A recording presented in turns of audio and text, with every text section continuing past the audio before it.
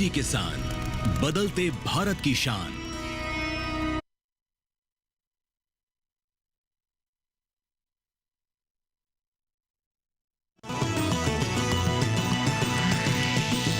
DD किसान, बदलते भारत की शान।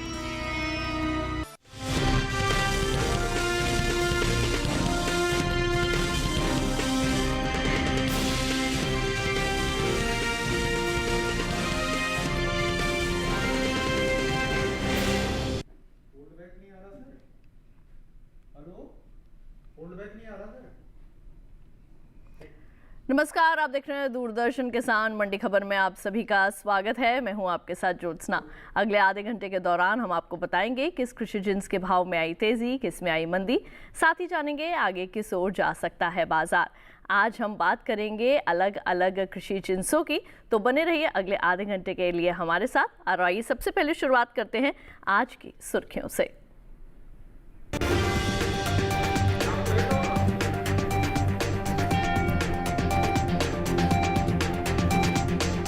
सूरत मंडी में 100 रुपए टूटकर बिकी प्याज।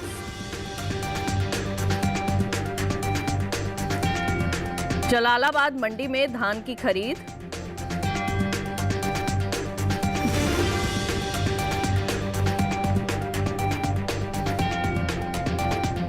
गुरुग्राम मंडी में 6000 रुपए पर हुआ अनार का कारोबार। तो आइए सबसे पहले हम करते हैं यहां पर शुरुआत प्याज के साथ। शनिवार को ज्यादातर कृषि उपज मंडियों में प्याज का कारोबार सुस्ती के साथ हुआ। गुजरात की सूरत मंडी में दर्ज हुई 100 रुपए की गिरावट, जबकि सूरतगढ़ और रामपुर मंडी में प्याज के सौदे स्थिर भाव पर हुए। प्याज के बाजार पर पेश है ये खास रिपोर्ट। कृषि उपज मंडियों में इन दिनों प्याज की आवक सामान्य बनी हुई है। भाव की बात करें तो शनिवार को सूरत और अलीगढ़ मंडी में प्याज के सौदे नरमी के साथ हुए, जबकि सूरतगढ़ और रामपुर मंडी में इस दौरान प्याज के भाव स्थिर रहे। एडमार्कनेट के मुताबिक गुजरात की सूरत मंडी में प्याज का कारोबार नरमी के साथ हुआ। यहां 17 अक्टूबर को प्याज का भाव था 1350 रुपए। 18 अक्टूबर को प्याज का भाव 100 रुपए लुढ़क कर 1250 रुपए रह गया। राजस्थान की सूरतगढ़ मंडी में प्याज के सौदों में स्थिरता देखी गई। यहां 17 अक्टूबर को प्याज का भाव रहा 900 रुपए, जो कि 18 अक्टूबर को भी 900 रुपए पर बरकरार रहा। उत्तर प्रदेश की अलीगढ़ मंडी में प्याज का कारोबार गिरावट के साथ हुआ। 17 अक्टूबर को प्याज की खरीद 1350 रुपए पर हुई। 18 अक्टूबर को इसमें 10 रुपए की कमजोरी आई और भाव 1340 रुपए क्विंटल पर रह गया। जबकि उत्तर प्रदेश की रामपुर मंडी में इस दौरान प्याज स्थिर भाव पर बिकी। यहाँ दोनों दिन यानी 17 और 18 अक्टूबर को प्याज का भाव 1300 रुपए पर टिका रहा। साथ ही हरियाणा की गुरुग्राम मंडी में 18 अक्टूबर को प्याज का भाव रहा 1200 रुपए। वहीं पंजाब की गढ़शंकर मंडी में प्याज के सौदे 1200 रुपए पर हुए। चीन के बाद भारत दुनिया का दूसरा सबसे बड़ा प्याज की उपज करने वाला देश है। भारत के लगभग सभी राज्यों में प्याज की खेती की जाती है, लेकिन महाराष्ट्र देश का सबसे बड़ा राज्य है जहां प्याज की पैदावार सबसे ज्यादा होती है। यहां बड़े पैमाने पर प्याज की खेती की जाती है। महाराष्ट्र की बाकी मंडियों के मुकाबले लासलगांव मंडी में प्याज की सबसे ज्यादा आवक देखने को मिलती है। उसके बाद मध्य प्रदेश, कर्नाटक और गुजरात का स्थान आता है। वहीं बात प्याज की पैदावार की करें तो कृषि मंत्रालय की ओर से जारी दूसरे अग्रिम अनुमान के मुताबिक घरेलू स्तर पर साल 2023-24 के दौरान प्याज की पैदावार 242,67,000 टन हुई थी, जबकि साल 2024-25 में प्याज की पैदावार बढ़कर 307,72,000 टन होने का अनुमान है।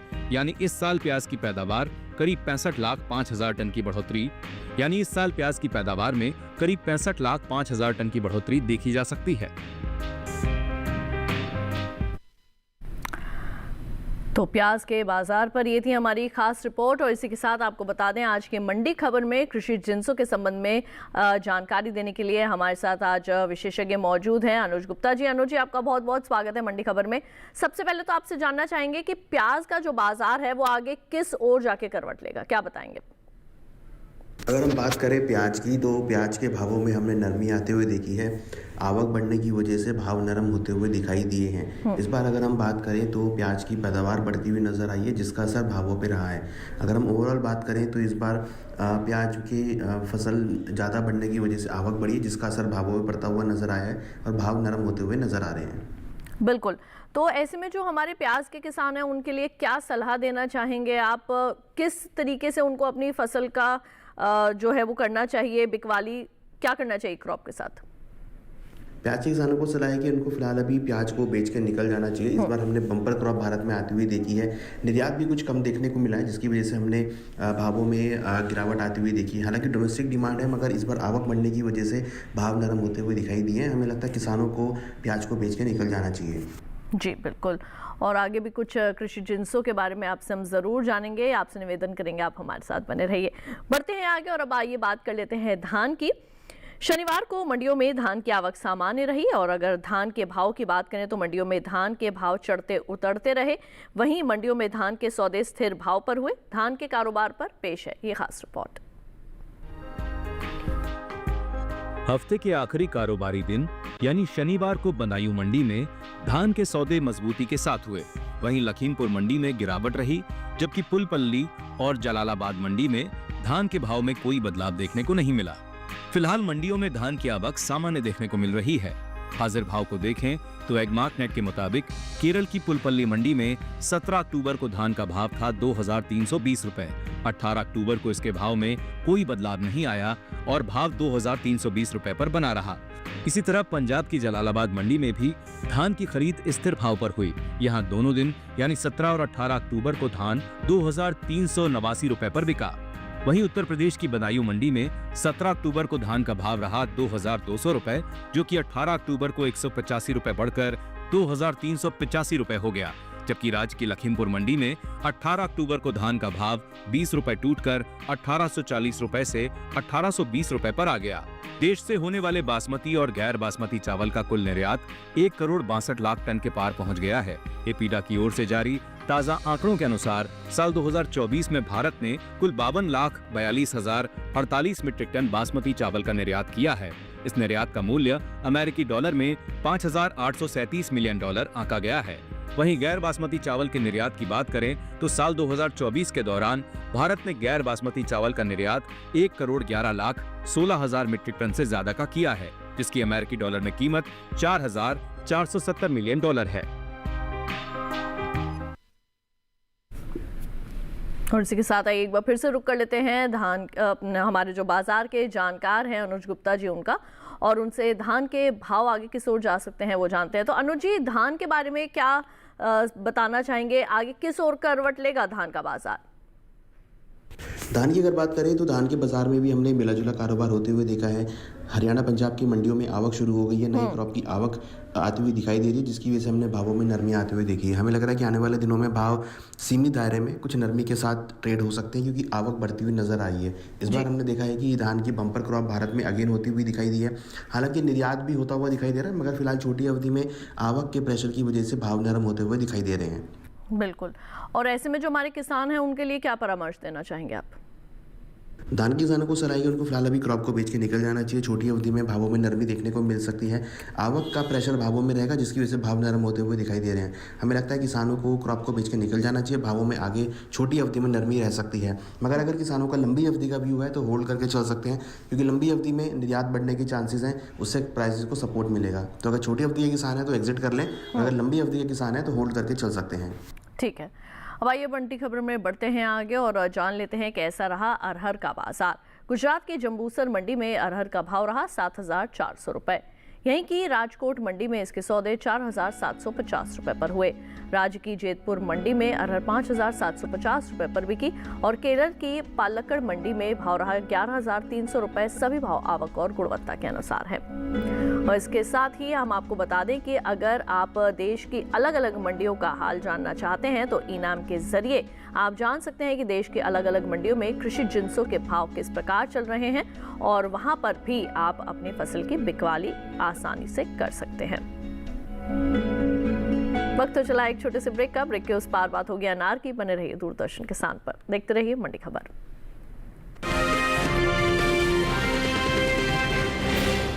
बिजली का बिल, किराना, स्कूल फीस सब हो गया।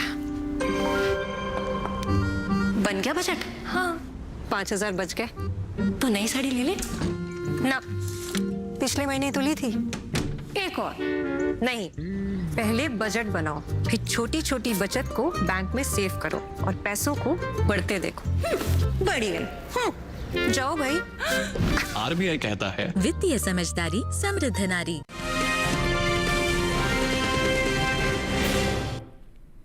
ब्रेक के बाद एक बार फिर आप सभी का स्वागत है दूरदर्शन किसान के मंडी खबर में। बुलेटिन के इस हिस्से में जानेंगे जौ के बारे में, लेकिन पहले बात कर लेते हैं अनार की। शनिवार को मंडियों में अनार की आवक सामान्य दर्ज की गई। एगमार्क नेट के मुताबिक हरियाणा की गुरुग्राम मंडी में अनार का भाव रहा 6,000 रुपए। हिमाचल प्रदेश की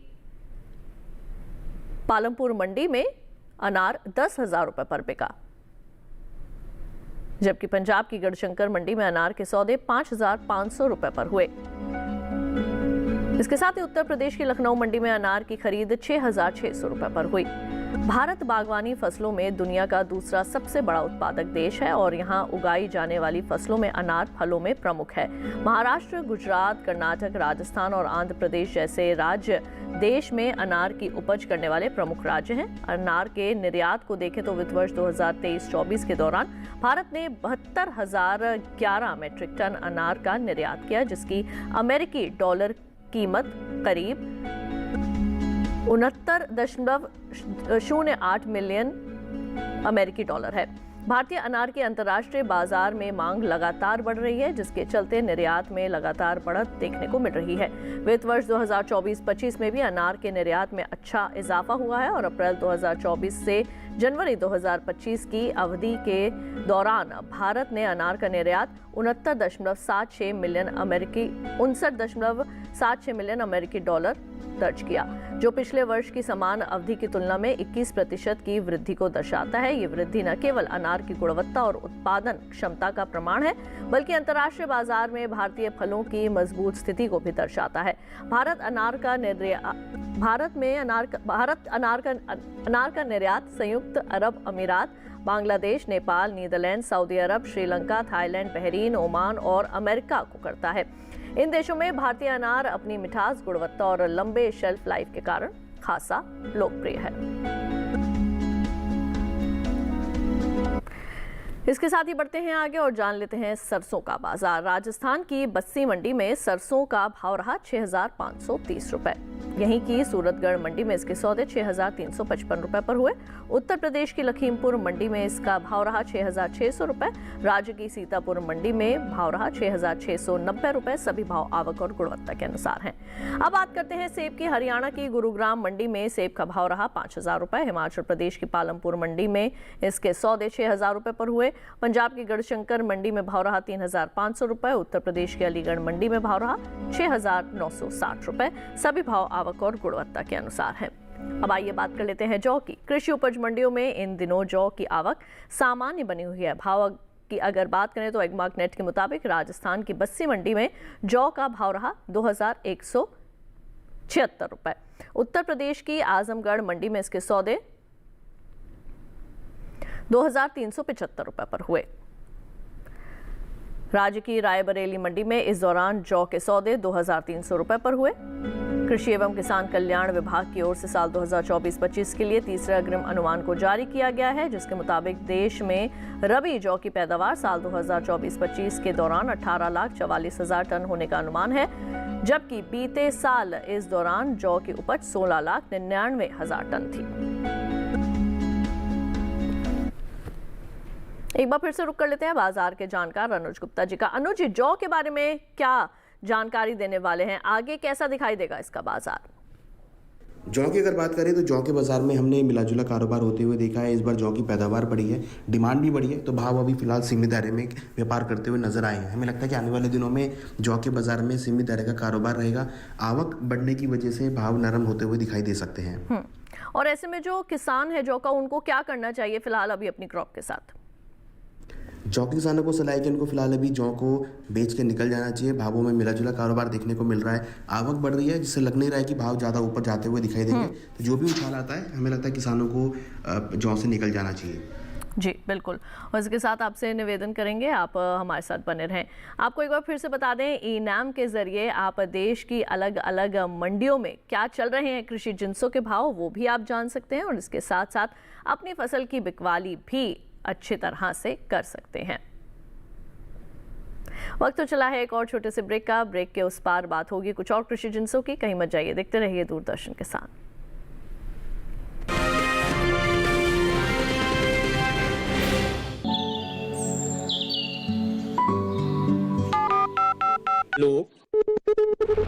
कार्यक्रम के पहले कॉलर जुड़ गए हैं उनका साथ। इस बीच हमारे पास कुछ ईमेल्स भी आए हैं। सवाल पूछिए अपना।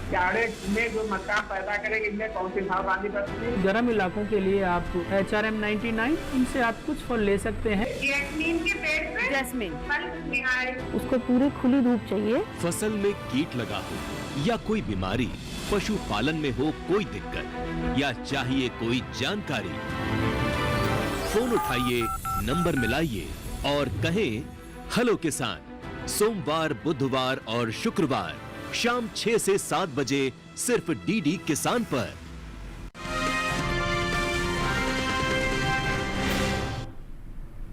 ब्रेक के बाद एक बार फिर आप सभी का स्वागत है दूरदर्शन किसान के मंडी खबर में। अब बात करते हैं टमाटर की। भारत में टमाटर की खेती बड़े पैमाने पर होती है। देश के 7 राज्य ऐसे हैं जो मिलकर कुल टमाटर उत्पादन का करीब 75% हिस्सा देते हैं। आंध्र प्रदेश टमाटर उत्पादन में सबसे आगे है। यहाँ देश की कुल टमाटर पैदावार का लगभग 17% उत्पादन होता है। इसके बाद कर्नाटक, मध्य प्रदेश, तमिलनाडु, ओडिशा, गुजरात और पश्चिम बंगाल टमाटर की खेती में प्रमुख हैं। कृषि मंत्रालय के ताजा आंकड़ों के अनुसार साल 2023-24 में देश में 213.20 लाख टन टमाटर की पैदावार हुई है। पिछले साल यानी 2022-23 में ये पैदावार करीब 204.25 लाख टन की रही थी। इसका मतलब ये है कि इस बार टमाटर की पैदावार में करीब 4.38% की बढ़ोतरी हुई है। ज्यादा पैदावार का असर टमाटर की कीमतों पर भी देखने को मिल सकता है। शनिवार को टमाटर की आवक ज्यादातर मंडियों में सामान्य रही। हाजिर भाव को देखें तो एकमार्क नेट के मुताबिक गुजरात की सूरत मंडी में टमाटर का भाव रहा 1550 रुपए। हरियाणा की गुरुग्राम मंडी में इसके सौदे 2000 रुपए पर हुए। राजस्थान की सूरतगढ़ मंडी में टमाटर 2500 रुपए पर बिका, जबकि उत्तर प्रदेश की लखीमपुर मंडी में इस दौरान टमाटर के सौदे 2020 रुपए प्रति क्विंटल पर हुए। बाजार के जानकार अनुज गुप्ता जी लगातार हमारे साथ मौजूद हैं। एक बार फिर से उनका रुख कर लेते हैं। अनुज जी, आप टमाटर के बारे में जानना चाहेंगे, आगे कैसे बताएंगे इसका बाजार कैसा रहने वाला है? टमाटर के भावों में नरमी देखने को मिली है, आवक बढ़ी है और जिस तरीके से पैदावार बढ़ी थी तो आवक भी बढ़ती हुई नजर आ रही है। हमें लगता है कि इस बार टमाटर के भावों में नरमी देखने को मिल सकती है। जैसे जैसे आगे आवक बढ़ेगी भाव नरम होते हुए दिखाई देंगे। इस बार भारत में टमाटर की बम्पर क्रॉप देखने को मिल रही है। बिल्कुल। और ऐसे में जो किसान हैं उनके लिए आप क्या सलाह देना चाहेंगे? टमाटर के किसानों को सलाह है कि उनको फिलहाल अभी टमाटर को बेच कर निकल जाना चाहिए। भावों में नरमी देखने को मिल सकती है। आगे जैसे जैसे आवक शुरू होगी भाव नरम होते हुए दिखाई देंगे। बम्पर क्रॉप की वजह से आवक बढ़ती हुई नजर आ रही है, जिसका असर भावों पर पड़ता हुआ नजर आ रहा है। जी बिल्कुल। और इसी के साथ एक बार फिर से ये मंडी खबर में बढ़ते हैं आगे और अब बात कर लेते हैं पपीते की। हिमाचल प्रदेश की पालमपुर मंडी में पपीते का भाव रहा 4200 रुपए। पंजाब की गढ़शंकर मंडी में इसके सौदे 3500 रुपए पर हुए। उत्तर प्रदेश की हाथरस मंडी में पपीता 2720 रुपए पर बिका और यहीं की लखनऊ मंडी में भाव रहा 2550 रुपए। सभी भाव आवक और गुणवत्ता के अनुसार हैं। अब बात करते हैं खीरे की। जानते हैं खीरा का बाजार भाव किस प्रकार का रहा। गुजरात की सूरत मंडी में खीरे का भाव रहा 2000 रुपए। केरल की पुलपल्ली मंडी में इसके सौदे 1500 रुपए पर हुए। पंजाब की गढ़शंकर मंडी में खीरा 2000 रुपए पर बिका और उत्तर प्रदेश की लखीमपुर मंडी में इसके सौदे 2230 रुपए पर हुए। सभी भाव आवक और गुणवत्ता के अनुसार हैं। आखिर में बात कर लेते हैं धनिये की। हफ्ते की आखिरी कारोबारी दिन यानी शनिवार को धनिये की आवक सीमित रही। एगमार्क नेट के अनुसार गुजरात की भाववड़ मंडी में धनिये का भाव रहा 6200 रुपए। राज्य की जेतपुर मंडी में धनिये की खरीद 7155 रुपए पर हुई। देश से होने वाले मसालों के निर्यात में इस साल इजाफा हुआ है। मसाला बोर्ड की ओर से हाल ही में जारी ताज़ा आंकड़ों के मुताबिक साल 2024-25 में भारत ने 17.99 लाख टन मसाले और मसाला उत्पाद को विदेशों में निर्यात किया है। इससे देश को 39,994.48 करोड़ रुपए की कमाई हुई है, जिसकी अमेरिकी डॉलर में कीमत करीब 4722.65 मिलियन डॉलर है। पिछले साल 2023-24 में भारत ने 15.40 लाख टन मसाले का निर्यात किया था, जिसकी कीमत 36,900 58.80 करोड़ थी और अमेरिकी डॉलर में इसकी कीमत करीब 4,464.17 मिलियन डॉलर थी। वहीं धनिये के निर्यात पर अगर नजर डालें तो साल 2024-25 में धनिये का कुल निर्यात 60,323 टन का हुआ है, जबकि बीते साल इस दौरान धनिये का निर्यात था 108,624 टन। एक बार फिर से आइए रुक कर लेते हैं बाजार के जानकार अनुज गुप्ता जी का। अनुज जी, धनिये के बारे में क्या जानकारी देना चाहेंगे? आगे कैसा रहेगा इसका बाजार? धनिये अगर बात करें तो धनिये के बाजार में हमने एक बढ़त बनती हुई देखी है। डिमांड का असर भावों पे आता हुआ दिखाई दे रहा है। प्यारी मांग का असर, आगे शादियों का सीजन का असर है, वो भी यहाँ पर होता हुआ दिखाई देगा। हमें लगता है कि मसालों में आने वाले दिनों में तेजी देखने को मिल सकती है, जिसमें धनिये में आने वाले दिनों में तेजी देखी जा सकती है। वायदा व्यापार के अंदर भी हमने धनिये में बढ़त बनती हुई देखी है। फिजिकल मार्केट के अंदर भी डिमांड बढ़ती हुई नजर आ रही है। बिल्कुल। और ऐसे में जो धनिये का किसान है उनको अभी फिलहाल के लिए क्या कुछ करना चाहिए, क्या सलाह देंगे? धनिये किसानों को सलाह है कि उनको फिलहाल धनिये को भी होल्ड करना चाहिए। छोटी अवधि में भावों में तेजी देखने को मिल सकती है। कहीं ना कहीं लग रहा है कि आगे धान के बाजार में तेजी का रुख देखा जा सकता है। धनिये में हमें लगता है किसानों को धनिये को होल्ड करना चाहिए, यहाँ से उनको अच्छे दाम मिल सकते हैं। जी बिल्कुल। और इसके साथ एक बार फिर से आइए बढ़ते हैं आगे और अब बात कर लेते हैं मंडी खबर में आलू की। जानते हैं देश के अलग अलग मंडियों में कैसा रहा आलू का बाजार। गुजरात की सूरत मंडी में आलू का भाव रहा 1,500 रुपए। हरियाणा की गुरुग्राम मंडी में इसके सौदे 1,100 रुपए पर हुए। राजस्थान की सूरतगढ़ मंडी में भाव रहा 900 रुपए और उत्तर प्रदेश की हाथरस मंडी में इसके सौदे 1,130 रुपए पर हुए। सभी भाव आवक और गुणवत्ता के अनुसार हैं। जाते जाते आइए जानते हैं आज की मंडी खबर प्रोग्राम में क्या है विशेषज्ञ की सलाह। अगर हम एक्सपर्ट एडवाइस की बात करें तो यहाँ पर हमें लगता है कि किसानों को मसालों पे ज़्यादा ध्यान रखना चाहिए। छोटी अवधि में मसालों में तेज़ी देखी जा सकती है। आगे शादियों का सीज़न भी है, फेस्टिवल सीज़न भी है, जिसका असर भावों पे रहेगा। हालांकि हमने देखा है कि जो निर्यात है मसालों का वो भी बढ़ता हुआ नज़र आ रहा है। तो हमें लगता है किसानों को धनिये को, मसालों में जीरे को, टर्मरिक को, इलायची को, सबको होल्ड करके चलना चाहिए। यहाँ से उनको अच्छे दाम मिल सकते हैं। और इसके साथ ही अनुज गुप्ता जी हमारे साथ जुड़ने के लिए और कृषि जिंसों के संबंध में ये अहम जानकारियां साझा करने के लिए आपका बहुत बहुत शुक्रिया। इसके साथ ही हमारे आज के मंडी खबर में बस इतना ही। लेकिन अगर आप मंडी खबर को दोबारा से देखना चाहते हैं तो टीवी स्क्रीन पर दिखाए जा रहे इस QR कोड को स्कैन कीजिए। इससे सीधे आप हमारे YouTube चैनल पर चले जाएंगे और मंडी खबर में जो जानकारियां आज दी गई हैं वो एक बार फिर से पुनः आप प्राप्त कर सकते हैं। तो आज के लिए बस इतना ही। मुझे दीजिए इजाजत। आप देखते रहिए दूरदर्शन किसान। नमस्कार।